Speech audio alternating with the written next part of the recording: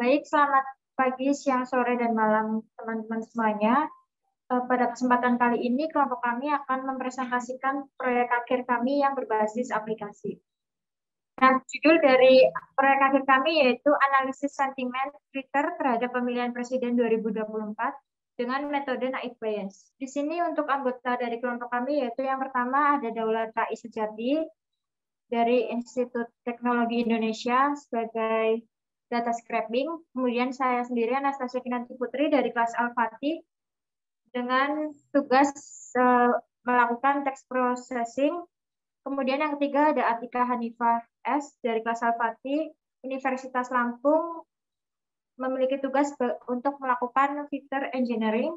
Kemudian yang keempat ada Ima Ulisri dari kelas Al-Fatih Universitas Negeri Medan dengan tugas melakukan modeling dan visualisasi. Dan terakhir ada Dedi Mujahidin dari kelas Jatayu Universitas PGRI Kanjuruhan Malang dengan tugas melakukan deployment. Selanjutnya untuk latar belakang akan dijelaskan oleh teman saya yaitu Daulat. Oke, terima kasih waktunya Kinan. Jadi yang latar belakangi proyek akhir kami yaitu pertama dari penggunaan internet sendiri sih. Jadi media sosial ini kan bukan tempat yang dikunjungi oleh masyarakat. Jadi nggak cuma informasi, internet ini sebagai wadah masyarakat untuk menyampaikan pendapat, kritik, dan saran. Salah satu media sosial terbesar itu yaitu Twitter. Nah, di Twitter ini merupakan situs microblogging di mana penggunanya dapat memberikan tweet atau postingan dalam bentuk tweet. Nah, tweet ini adalah teks yang berisi berbagai hal seperti berita, kritik, opini, dan komentar. Informasi yang tersedia di Twitter juga beragam dari hiburan sampai politik. Nah, pada topik Pilpres ini, Pilpres 2024 ini menjadi perbincangan hangat di media sosial Twitter. Opini politik yang disampaikan melalui media sosial dianggap sah karena masyarakat lebih bebas dan lebih mudah menyampaikan pendapatnya. Banyak tweet membuat sulit untuk mengklasifikasikan opini publik terkait pemilu. Nah, makanya dibutuhkan analisis sentimen. Jadi analisis sentimen ini dilakukan dengan mengelompokkan opini dalam bentuk teks. Proyek akhir yang merupakan penelitian analisis sentimen menggunakan data Twitter terhadap calon presiden terpilih 2024. Ini 2004 ya, bukan 2014. Jadi naive Bayes classifier akan digunakan sebagai metode klasifikasi dokumen dalam penelitian. Nah, ada pun rumusan masalah dari proyek akhir kami. Jadi bagaimana hasil analisis sentimen Twitter terhadap pemilihan presiden 2024 dengan metode naive Bayes. Nah, metodologi yang digunakan itu pertama ada scraping data, langsung ada text processing dan juga klasifikasi data tweet. Itu selanjutnya ada feature engineering, modeling, dan visualisasi. Selanjutnya yang terakhir deployment. Nah, pertama ada langkah scraping. Memang di scraping ini awalnya saya ini mengumpulkan link dari Twitter. Jadi di Twitter itu ada namanya advanced search. Di advanced search itu jadi dikondisiin semua tweet-tweet yang kita mau munculin gitu. Nah, di sini setelah itu ini menggunakan aplikasi Octopus ya. Nah, di Octopus itu pertama yang kita lakukan tuh jadi dipilih salah satu blog tweet yang ada. Nah, setelah dipilih blog tweet yang ada, ini lanjut masuk ke diekstrak tuh dari data tweet yang salah satu itu diekstrak menggunakan aplikasi Octopus. Nah, dari data yang terekstrak lalu dirapihin data tweetnya. Jadi ada dari terekstrak tuh ada tanggalnya, ada username-nya. Nah, itu kita rapin dulu. Habis itu kita buat kondisi loop. Nah, setelah udah buat loop, dia masuk ke bagian scanning tweet. Di sini tweet ini bakal di-scan per layar laptop kita. Jadi dia tuh sesuai loopnya gitu. Jadi loopnya apa habis, apa tweetnya udah habis gitu. Terus selanjutnya ada setelah dia di-scan, udah jadi, tapi banyak data yang duplikat. Jadi kita hilangkan dulu data duplikatnya. Selanjutnya kita ekspor dengan format CSV. Oke, next. Nah, ini salah satu dokumentasinya. Di sini udah kelihatan tuh kan ada salah satu tweet dari Kompas dari pembahasan Pilpres. Nah, dari hasil scraping data set kami yaitu diperoleh 3.057 data tweet. Nah, selanjutnya bagian klasifikasi data tweet akan dijelaskan oleh teman saya, Kinan. Baik, di sini ada sebuah diagram alir dari klasifikasi data tweet yang lebih kepada labeling data setelah data dilakukan scraping. Nah, setelah dataset tersedia atau terkumpul, lalu kita masuk ke pemodelan. Dan di sini terlebih dahulu kita install Google Trans. Google Trans ini gunanya untuk mentranslate dokumen kita terlebih dahulu. Di sini karena kita menggunakan lexicon base, jadi perlu ditranslate. Lalu kemudian masuk ke import data dan membuat data frame. Selanjutnya kita buat sebuah kamus untuk mentranslasikan dokumen tersebut. Lalu mengganti semua kata yang diterjemahkan dari kamus ke original data frame. Nah, selanjutnya ini kita akan menyimpan filenya, lalu datanya akan diolah lagi menggunakan feather sentiment. Nah, dalam melakukan feather sentiment ini dilakukan import menggunakan library sentiment intensity analyzer.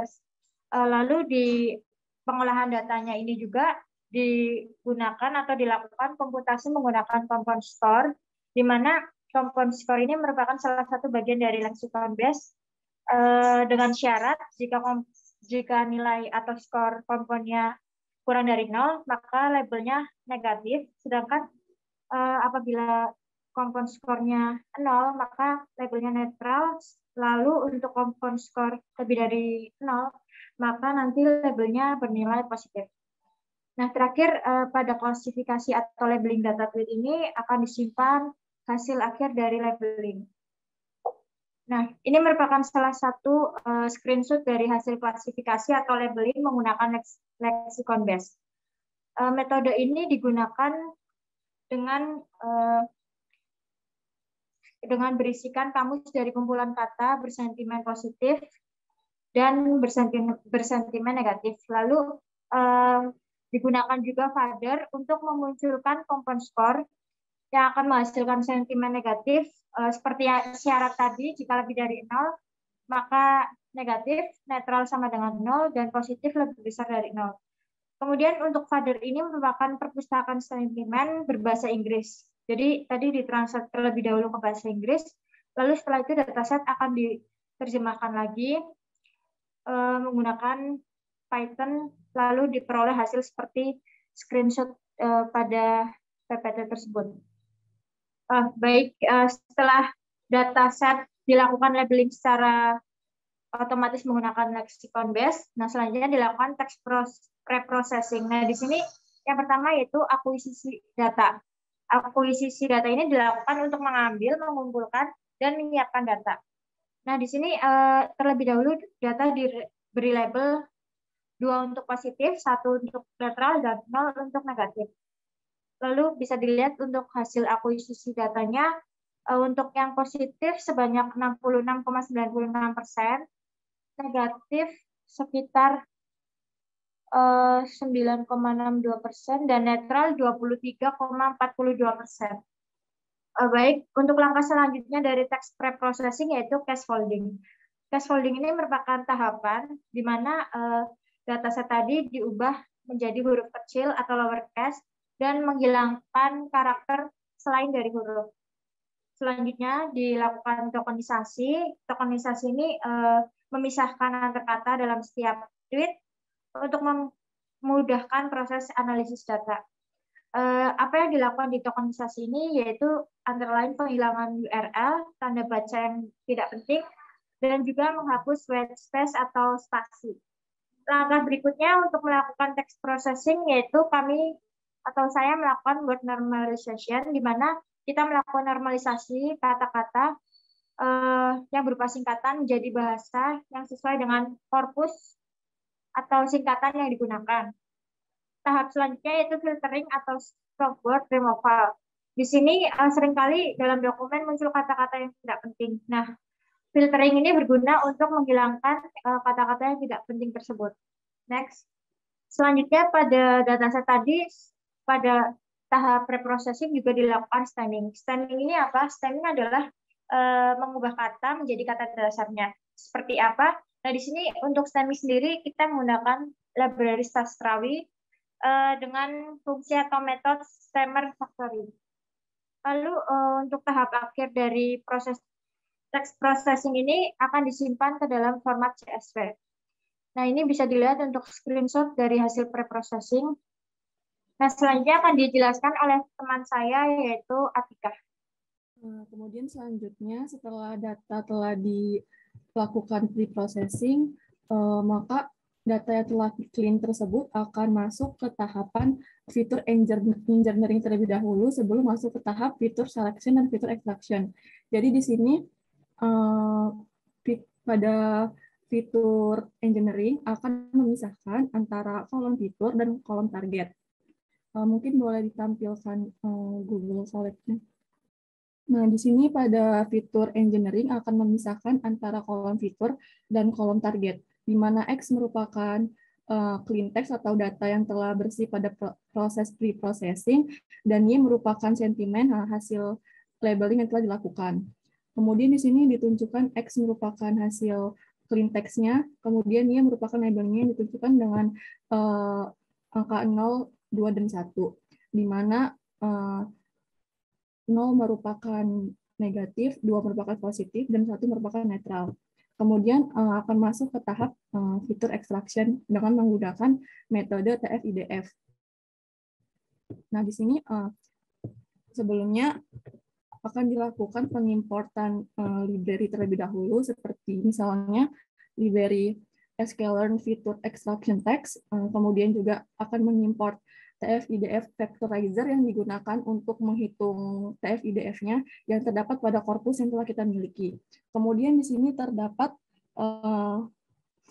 TF-IDF sama dengan TF-IDF factorizer dengan n-gram range-nya 1,1, di mana ini digunakan untuk menghitung TF-IDF unigramnya. Kemudian selanjutnya di sini terdapat fact TF-IDF fitx yang akan digunakan untuk menghitung bagian IDF.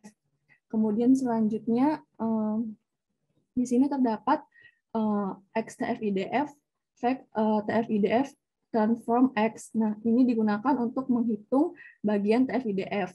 Kemudian selanjutnya kita akan melihat hasil dari vocabulary atau kata-kata yang telah kita peroleh dari proses TF-IDF. Nah, di sini terdapat beberapa kata yang telah kita peroleh beserta dengan frekuensinya. Kemudian selanjutnya di sini kita akan melihat jumlah fitur yang ada, yaitu di sini terdapat 4.655 fitur. Kemudian selanjutnya di sini kita akan melihat fitur apa saja yang telah kita peroleh pada korpus kita. Nah, ini merupakan beberapa fitur yang telah kita peroleh. Kemudian selanjutnya setelah kita memperoleh fitur, di sini kita akan mengubah fitur tersebut menjadi data tabular dengan menggunakan metode TF-IDF, yang mana nantinya pada data tabular ini akan kita gunakan pada proses machine learning. Kemudian selanjutnya setelah kita masuk ke tahap TF-IDF, kita akan masuk ke fitur selection. Nah, di sini pada proses fitur selection ini kita akan memilih fitur-fitur apa saja yang nantinya akan kita masukkan pada proses deploy.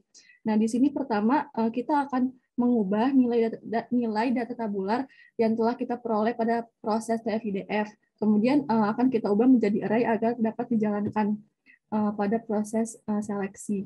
Kemudian di sini kita akan mengambil beberapa fitur number dari original fitur number yang ada. Di sini terdapat 4.655 original fitur number. Nah, di sini kita menggunakan metode select base. Kita hanya akan mengambil atau mereduce fitur number itu sebanyak 1.000 data. Kemudian di sini kita peroleh hasil dari fitur-fitur dengan menggunakan scoring dengan menggunakan metode Chi-square. Nah, di sini akan diurutkan penilaian dari nilai yang tertinggi hingga yang terendah. Nah, ini beberapa hasil dari penilaiannya dengan menggunakan Chi-square. Kemudian di sini kita akan menampilkan fitur yang tadi kita peroleh beserta dengan nilainya. Ini diurutkan berdasarkan pada nilai yang tertinggi. Kemudian selanjutnya di sini terdapat beberapa fitur terbaik yang akan kita urutkan berdasarkan nilai yang tertinggi. Nah, di sini terdapat nilainya seperti contohnya 57,98 sekian, ini dengan fitur ancam. Ini merupakan fitur yang tertinggi dan akan kita masukkan ke dalam proses modeling. Kemudian selanjutnya di sini kita akan menampilkan nilai mas pada fitur yang telah kita seleksi. Nah, di sini kita akan memasukkan nilai yang bernilai true untuk kita masukkan ke tahap pemodelan. Nah, di sini tahap selanjutnya kita masukkan nilai true tadi yang telah terpilih. Nah, di sini ada beberapa fitur yang telah terpilih yang akan kita masukkan ke tahap pemodelan. Lalu selanjutnya di sini kita membuat vocabulary baru atau kata-kata baru berdasarkan pada fitur yang telah terseleksi. Nah, ini nantinya telah mengenerate dari fitur TF-IDF sebelumnya dan akan dimasukkan pada proses deployment. Di sini ditampilkan beberapa fiturnya beserta dengan frekuensinya. Kemudian kita melihat jumlah fiturnya. Jadi tadi kita telah memilih fiturnya itu 1000 data dari 4.655 data. Kemudian kita dapat menyimpan hasilnya ke dalam bentuk pickle untuk nanti dapat digunakan. Nah, terakhir di sini kita akan menampilkan fitur-fitur yang telah kita seleksi. Di sini fitur yang dipilih sesuai dengan parameter K yang telah kita tentukan sebelumnya, yaitu berjumlah 1000 data. Oke, baik. Terima kasih. Untuk proses selanjutnya adalah modeling dengan naive Bayes classifier, di mana metode naive Bayes classifier merupakan metode yang aplikatif, cepat, dengan akurasi yang tinggi. Dan metode naive Bayes merupakan algoritma yang menerapkan konsep peluang atau probabilitas. Dengan rumusnya, di mana peluang Y terhadap X sama dengan peluang X terhadap Y dikali peluang X per peluang Y. Dengan penjelasan X merupakan dugaan sementara data dari suatu kelas spesifik, dengan Y adalah data dengan kelas yang belum diketahui, sementara PXY merupakan peluang taksiran X dengan syarat Y, dengan PX merupakan peluang taksiran X, dan PYX merupakan peluang taksiran Y dengan X, dan PY merupakan peluang Y. Untuk algoritma yang digunakan, boleh dibuka Google Colab-nya. Langkah pertama yang dilakukan adalah mengimport library yang dibutuhkan. Di sini digunakan sklearn, dan selanjutnya adalah mengimport library train test split, di mana ini merupakan library yang akan membagi dataset menjadi data train dan data test. Selanjutnya mengimport sklearn import dengan SFM dengan multinomial naive Bayes yang akan menjadi metode yang digunakan dari jenis naive Bayes. Selanjutnya adalah memilih selected X, di mana ini mendefinisikan variabel untuk memunculkan fitur terbaik yang sudah dieksekusi sebelumnya. Dan selanjutnya ialah untuk mendefinisikan atau memisihkan data training dan data testing dengan perbandingan 80:20. Train data digunakan untuk fit model machine learning dan test data digunakan untuk mengevaluasi hasil model machine learning, sementara random state sama dengan 0 digunakan agar hasil yang diperoleh tidak berubah-ubah setiap kali di running. Dan selanjutnya adalah untuk memunculkan hasil dari data X-train, di mana X-train yang diperoleh sebesar 2.445, dengan banyak data X-test adalah 612, dengan kata lain data train-nya sebanyak 2.445, dengan data test sebanyak 612. Tahap selanjutnya adalah untuk training model, di mana training model diperlukan untuk menyesuaikan kombinasi bobot atau fitur dan bias terbaik ke dalam algoritma machine learning, serta membangun representasi dari fitur dan label target untuk mengurangi kesalahan atau kerugian prediksi. Nah, dalam model learning ini, yang pertama, kita mengimport library datetime karena kita akan membutuhkan operasi yang berhubungan dengan waktu. Selanjutnya adalah start time. Start time merupakan mendefinisikan waktu yang digunakan dimulai sejak proses. Selanjutnya mengimport library joblib dengan DAM untuk mendapatkan fungsi yang penyimpanan model ke dalam format joblib.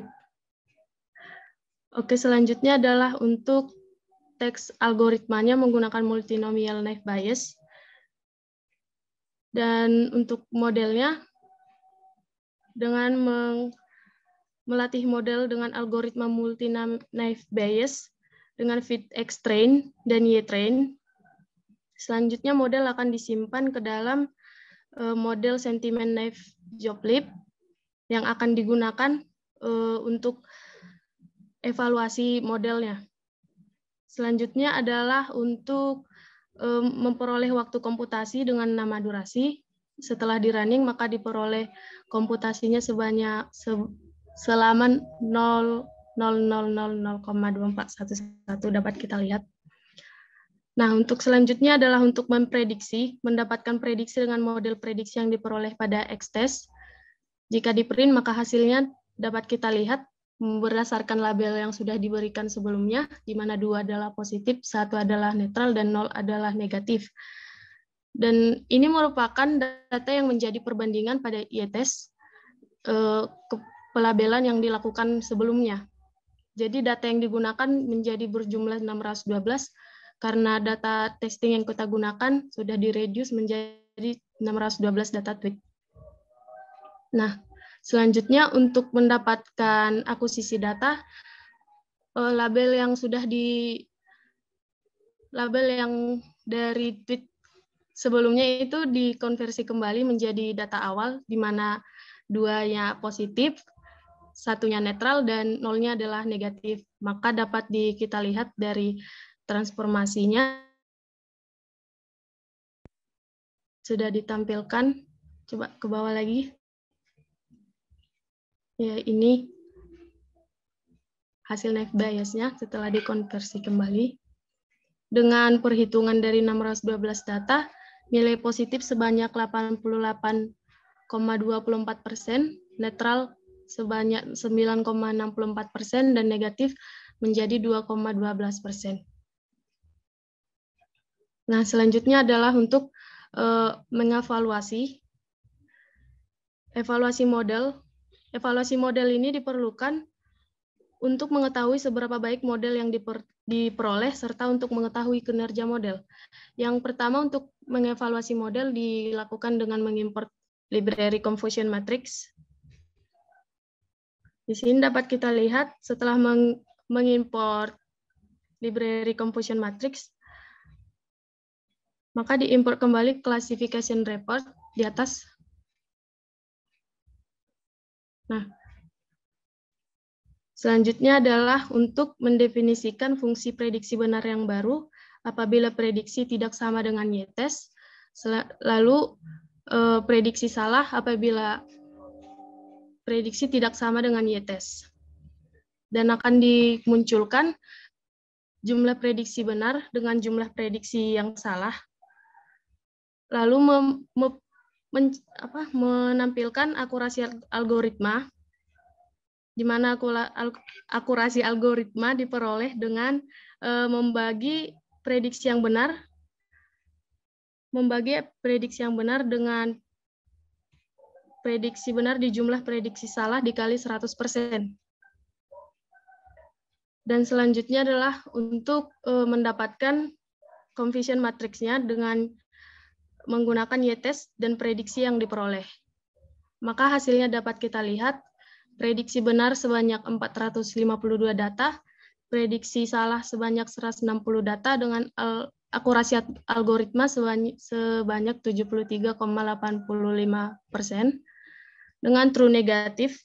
True negatif yang dimaksud di sini adalah apabila data negatif yang diprediksi benar, itu sebanyak 13, sementara false negatif adalah data positif yang diprediksi tapi negatif itu sebanyak 0. True positif ialah data positif yang diprediksi benar positif ialah berjumlah 48, sementara false positif sebanyak 6, di mana ini merupakan data negatif namun diprediksi positif dengan presisi 88,88%, recall 100%. Nah, dari sini dapat kita lihat bahwa perbandingan presisi dan recall berada dalam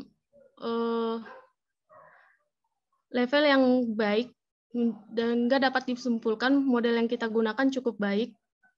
Dengan nilai terbaik dari F1 score dapat kita ketahui bahwa nilai terbaik dari F1 score adalah 1 dan nilai terburuknya adalah 0. Nah, dari data tersebut kita ketahui bahwa F1 score memiliki nilai yang baik yang mengindikasikan bahwa model yang memiliki perbandingan presisi dan recall yang baik pula.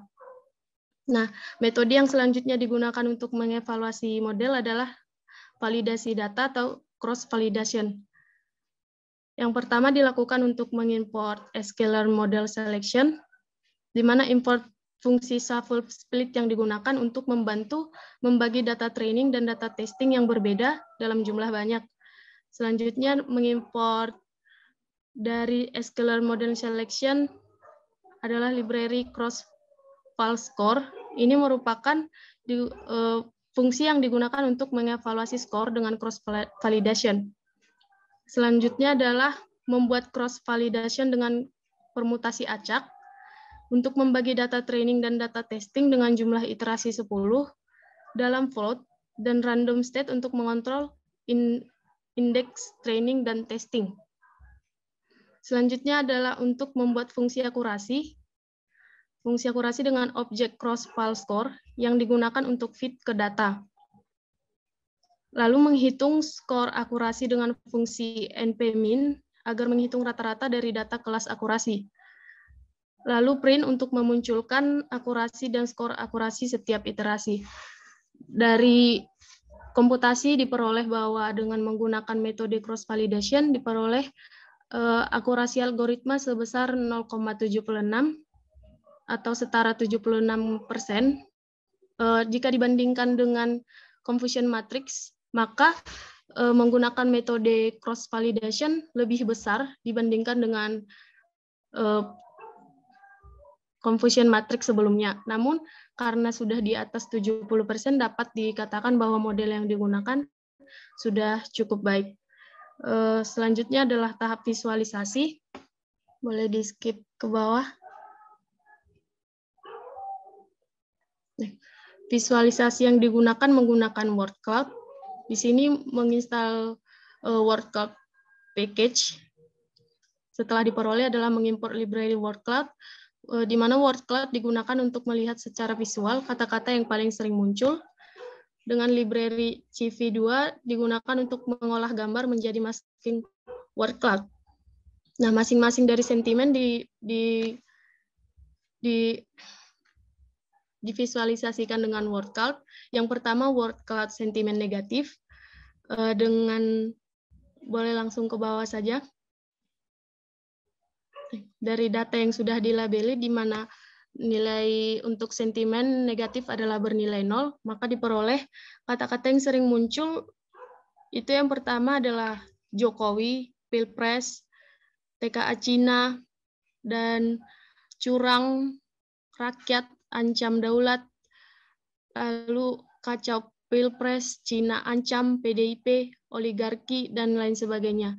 Selanjutnya adalah word cloud untuk sentimen netral. Sentimen netral dengan labeling 1.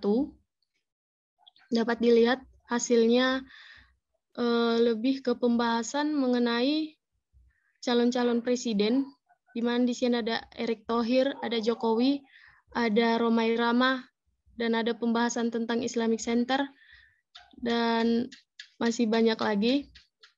Dan untuk sentimen positif dengan label 2, dapat dilihat di sini juga membahas tentang Erick Thohir yang paling banyak, selanjutnya maju Pilpres, bangkit bersama, tahap pemilu, aman tahap, Kapolri komitmen, audiensi KPU, dan lain sebagainya.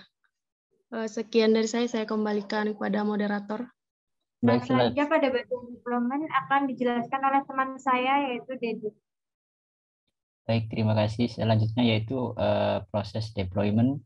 Jadi di sini kami mendeploy menggunakan Flex dan kombinasi dengan Bootstrap. Jadi ini hasil codingannya. Kemudian ini hasil ketika kita push ke Heroku.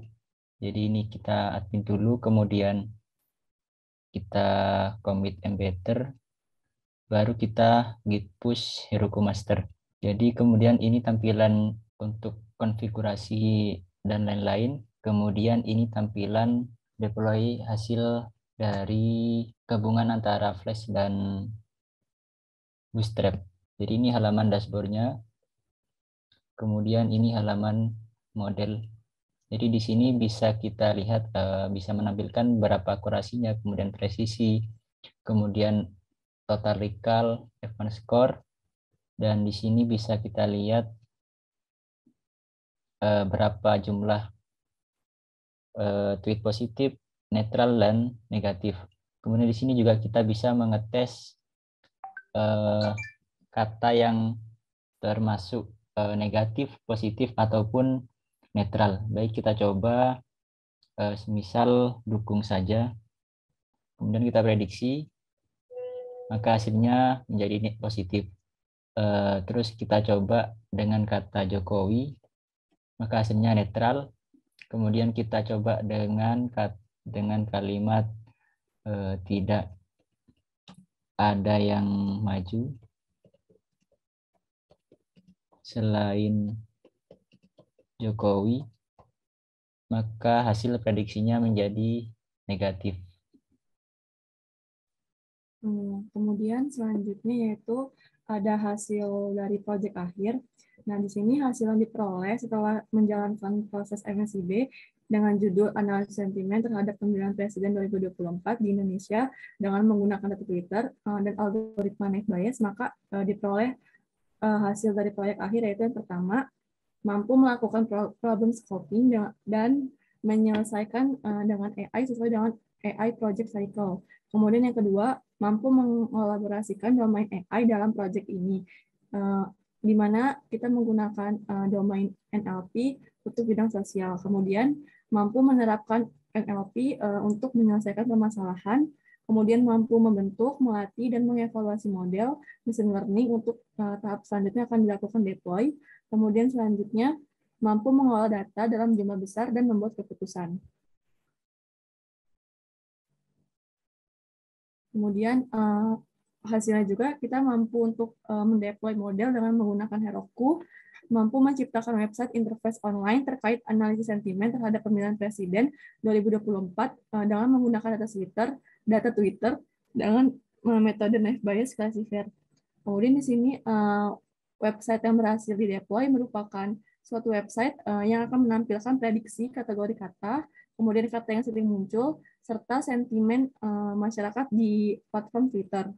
Kemudian yang terakhir, aplikasi yang dikembangkan akan menampilkan dua tools, yaitu dashboard dan model, di mana pada tools dashboard ini akan menunjukkan hasil dari total data tweet, kemudian total stop word, kemudian original Twitter number, dan reduce Twitter number. Sementara pada tools model akan menampilkan akurasi model, precision, recall, F1 score, dan juga confusion matrix yang dilengkapi dengan sistem prediktor yang akan memprediksi kata yang diinput apakah dapat dikategorikan menjadi negatif, netral, ataupun positif.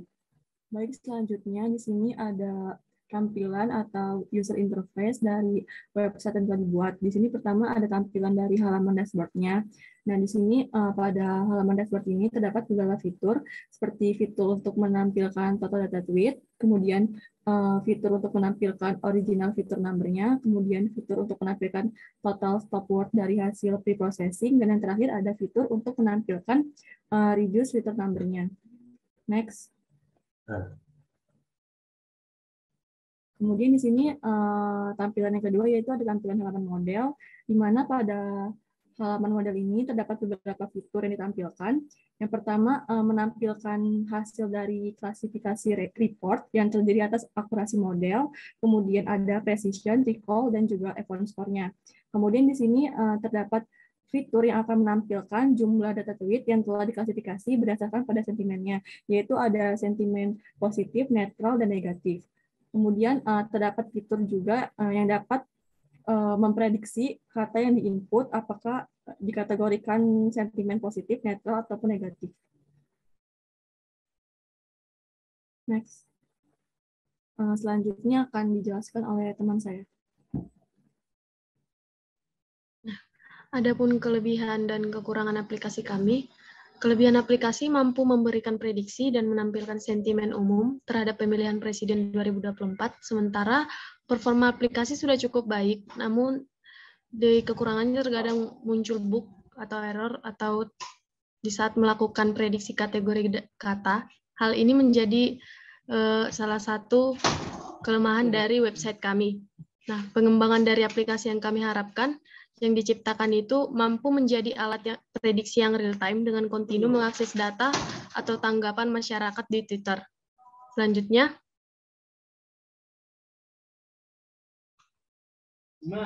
kesimpulan dari proyek akhir kami ini, selama melakukan program MSIB, pembelajaran di MSIB khususnya pada AI Mastery, program di Orbit Future Academy sangat membantu mahasiswa dalam menerapkan AI pada kasus di proyek akhir kelompok kami, yaitu mengenai analisis sentimen yang berfokus pada domain natural language processing maupun data science. Selanjutnya, pemilihan proyek analisis sentimen terhadap Pilpres 2024 membantu kami untuk semakin memahami peran dan manfaat AI, terutama mengenai bagaimana opini masyarakat terhadap pemilihan presiden 2024 yang akan datang.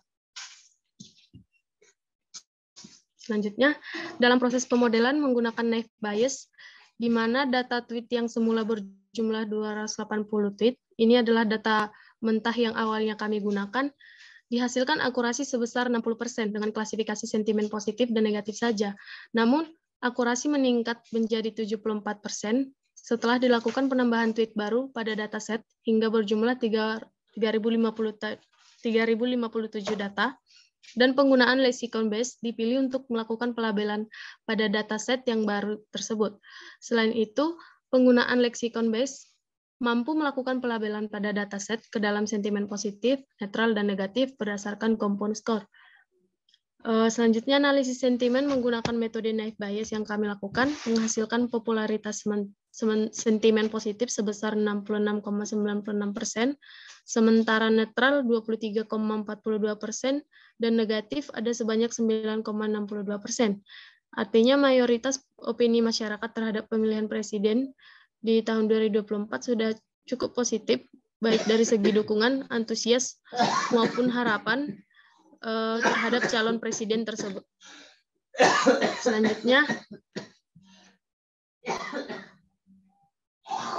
nah sekian dari akhir presentasi kami mengenai proyek akhir dari program Artificial Intelligence Mastery. Mohon maaf untuk setiap kekurangan dan kelemahan dari proyek akhir kami ini. Akhir kata kami ucapkan terima kasih.